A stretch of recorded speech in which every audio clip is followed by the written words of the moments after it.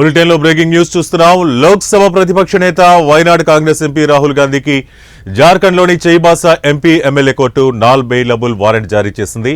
2018 నాటి పరువు నష్టం దావా కేసులో ఈ వారెంట్ ఇచ్చింది.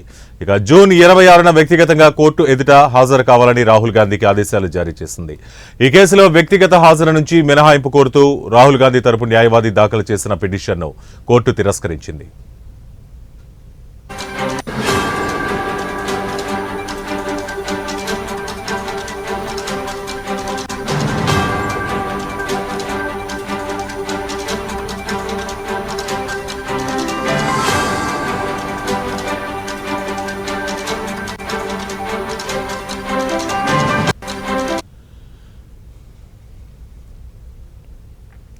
ఇక 2018లో కాంగ్రెస్ పార్టీ ప్లీనరీ సమావేశంలో రాహుల్ గాంధీ మాట్లాడుతూ అప్పటి బీజేపీ జాతీయ అధ్యక్షుడు అమిత్ షాను ఉద్దేశించి కొన్ని వ్యాఖ్యలు చేశారు.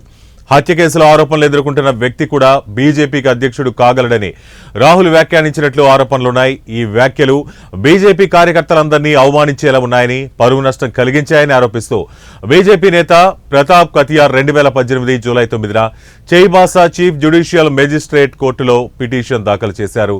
అనంతర కాలంలో జార్ఖండ్ హైకోర్టు ఆదేశాల మేరకు ఈ పరువు నష్టం కేసును 2020 ఫిబ్రవరిలో రాంచీలోని ఎంపీ ఎమ్మెల్యే కోర్టుకు బదిలీ చేశారు. ఆ తర్వాత మళ్లీ ఈ కేసు చైబాసాలోని ఎంపీ ఎమ్మెల్యే కోర్టుకు బదిలీ అయింది. ఈ కేసును విచారణకు స్వీకరించిన మేజిస్ట్రేట్ లోక్సభలో ప్రతిపక్ష నేత అయిన రాహుల్ గాంధీకి సమన్లు జారీ చేశారు.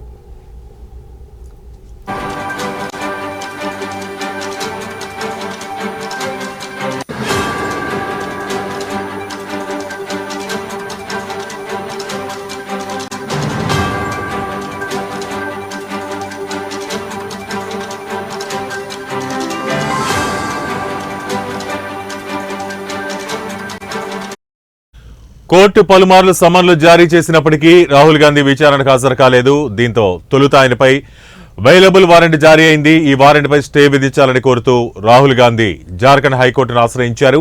ఈ పిటిషన్ను 2024 మార్చి 20న హైకోర్టు కొట్టేసింది.